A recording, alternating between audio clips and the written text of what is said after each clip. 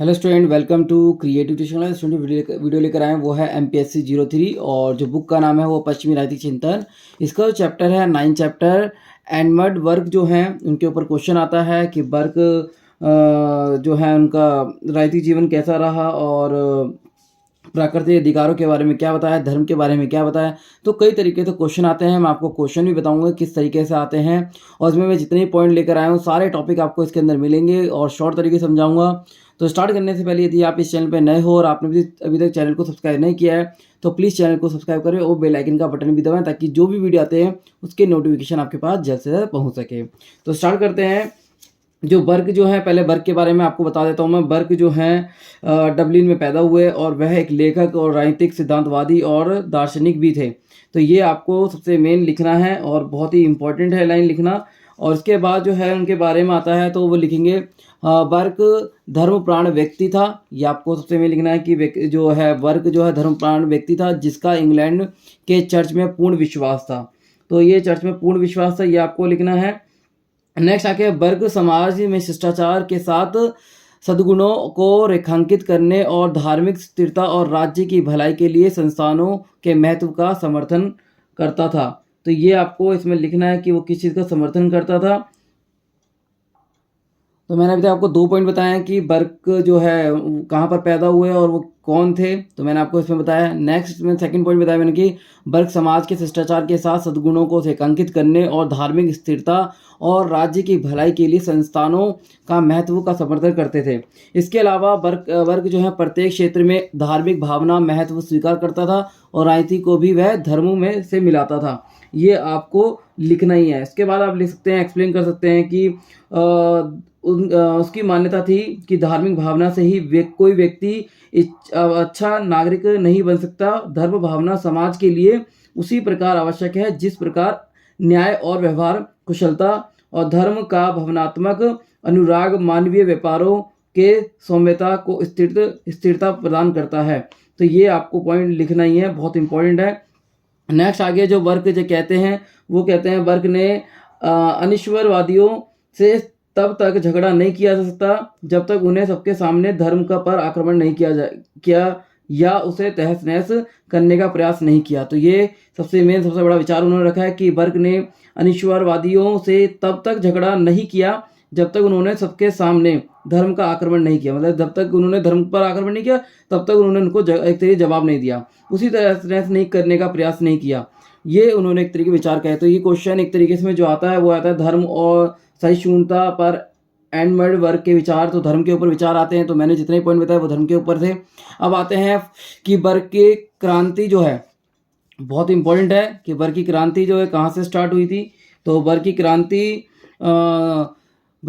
की क्रांति संबंधी विचार 1790 में प्रकाशित हुए। उसके ग्रंथ से मिलती है, जो भी जानकारी उसके ग्रंथ से मिलती है। और ग्रंथ कौन सा है? Reflection on the revolution in France से मिलती है। ये आपको एक तरीके से लिखना है। मैंने बुक का इसमें ग्रंथ नहीं लिखा है, वो आपको लिखना है। उसके अलावा जो है वर्ग का विश्वास था कि प्रभुत्व प्राप्ति लालसा और अनियंत्रित प्रयोग पर रोक लगाना अनिवार्य है। जो मतलब लालसा जो होती है उस पर रोक लगाना जरूरी है।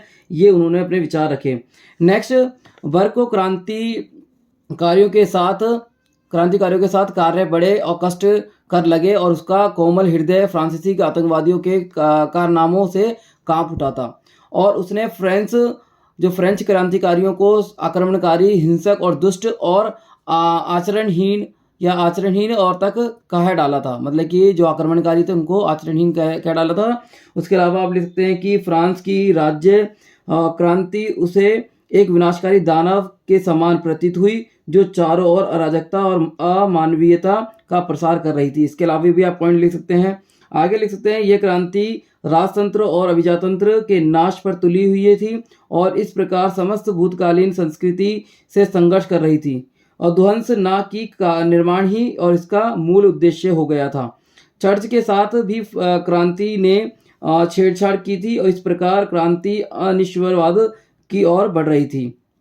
और वर्ग को क्रांतिकारियों के सभी कार्य जो हैं बड़े कष्टदार लगे, जो मैंने आपको बताया।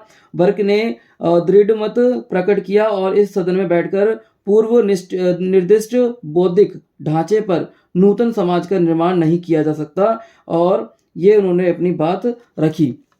तो इसमें जैसे कि उनके बारे में आता है कि फ्रांसीसी क्रांति की आलोचना करने के लिए, तो अभी तक मैंने जितना समझाया आप पूरा एक्सप्लेन कर सकते हैं। ये आपको आता है कि वर्ग की क्रांति जो है, तो आप इसमें हेडिंग डाल सकते हैं यहाँ पर कि वर्ग की जो क्रांति है, फ्रांसीसी क्रांति कब से स्टार्ट हुई थी, तो पूरे सारे पॉइंट इसमें लिख सकते हैं। तो इंट्रोडक्शन आपको जैसे मैंने आपको बताया वैसे ही लिखना है। नेक्स्ट आते हैं प्रकृति। तो क्वेश्चन आ सकता है वर्ग के प्रकृति अधिकारों और सामाजिक अनुबंधन की आलोचना की व्याख्या करें।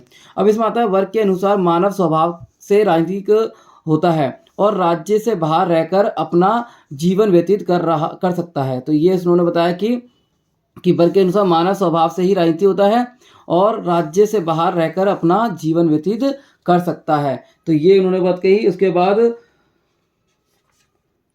वो कहते हैं इस स्थिति में उसके सभी अधिकार राज्य द्वारा सीमित हैं और हम ऐसे किन्हीं प्राकृतिक अधिकारों की कल्पना नहीं कर सकते जो राज्य की परिधि से बाहर हो। अधिकार वह ही वेद है जो राज्य की ओर से प्राप्त होते हैं। मतलब उन्होंने कहा कि अधिकार वही है जो राज्य में देता है, राज्य के अलावा जो अपने अधिकार हैं वो उसका हम इस्तेमाल गलत तरीके से नहीं कर सकते हैं। तो ये एक तरीके से इंपॉर्टेंट बात कही। नेक्स्ट उसके बाद वर्ग ने कहा है कि व्यक्ति प्राकृतिक अधिकारों और सभ्य राज्य के अधिकारों दोनों प्राप्त नहीं हो सकते, क्योंकि प्राकृतिक अधिकारों का आधार तो राज्य का अभाव है। तो ये राज्य का अभाव बताया उन्होंने, और वह राज्य की स्थापना से पूर्व मनुष्य के प्राकृतिक अधिकारों की चर्चा आधारहीनता मानता है। मनुष्य के जो कोई भी प्राकृतिक अधिकार हैं वह राज्य में ही निहित है, और वह इस विचार को भी स्वीकार नहीं करता है कि राज्य के निर्माण से पूर्व मनुष्य को जो प्राकृतिक अधिकार प्राप्त थे उन्हें राज्य की रचना द्वारा आगे बनाए रखने की स्वीकृति प्रदान की गई। तो इसके अलावा भी आप एक्सप्लेन कर सकते हैं। नेक्स्ट आता है वर्ग ने दो प्रकार के अधिकारों का वर्णन किया, नागरिक और राजनीतिक। अब मैं आपको बताता हूँ, नागरिक अधिकार सभी व्यक्तियों के समान रूप से मिलने चाहिए और राज्य को ऐसे व्यवस्था करनी चाहिए जिसमें प्रत्येक व्यक्ति अधिकारों का उपभोग कर सके। राज्य को यह भी अधिकार देखना चाहिए कि व्यक्ति इन अधिकारों का उपभोग अपनी उदासीनता तो नहीं है। राजनीतिक अधिकार बहुत ही प्रभावशाली और महत्वपूर्ण होते हैं। नेक्स्ट उसके बाद उनके राजनीतिक अधिकार के बारे में आता है। तो राजनीतिक अधिकार के बारे में भी आप लिख सकते हैं कि राजनीतिक अधिकार जो है व्यक्ति को मिलने चाहिए। आर्थिक या राजनीतिक अधिकार समानता के किसी भी दावे को स्वीकृत करते हुए उसे अपने राजनीतिक दर्शन के ढांचे के अंदर ही अधिकारों के सिद्धांत की व्यवस्था की है और उसके भागीदारी को महत्व दिया, किंतु आर्थिक और राजनीतिक सुविधा के प्रयोग में उसके अनुमान समान अधिकार देने से मना कर दिया। और ये अधिकार जो है उनको एक तरीके राजनीतिक अधिकारों की मान्यता भी दी गई कि व्यक्ति को मतलब कि प्रतियोगिता में भाग लेने का अधिकार है, ये उन्होंने बात कही है। तो इसमें आप जैसे कि डाल सकते हैं प्राकृतिक अधिकार और राजनीतिक अधिकारों के बारे में उन्होंने क्या क्या किया। वर्ग ने दो अधिकारों का वर्णन किया है। तो नागरिक अधिकार क्या होता है, राजनीतिक अधिकार क्या होता है, उनको अपने लैंग्वेज में एक्सप्लेन कर सकते हैं। इसके अलावा जो है मैं आपको बताता हूँ, वो आप नोट कर सकते हैं सख्त कि एनवर्ड जो वर्ग है फ्रांसीसी क्रांति की लोकतांत्रिक आकांक्षाओं और विशेष रूप से उनकी लोकप्रियता, प्रभुसत्ता और सामान्य इच्छा का विरोधी था। उसने लोकतंत्र को दुनिया की सबसे अधिक लज्जापूर्ण चीज के रूप में लिया है।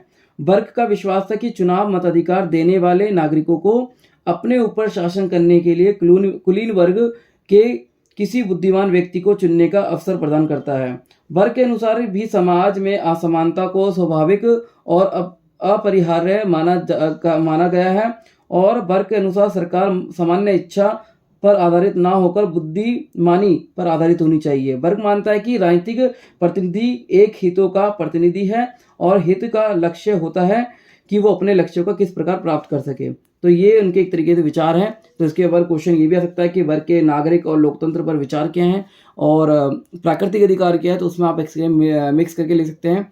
तो ये मैंने आपको पॉइंट बताए हैं शॉर्ट तरीके से ताकि आप इनको एक्सप्लेन कर सकें, और मैंने इसके एक्स्ट्रा मतलब इसके अलावा भी मैंने एक्स्ट्रा बताया ताकि आप उसको नोट कर सकें और उसको एक्सप्लेन कर सकें एग्जाम में। तो उम्मीद करता हूँ कि वीडियो अच्छी लगी, उसको लाइक और शेयर जरूर करें। धन्यवाद।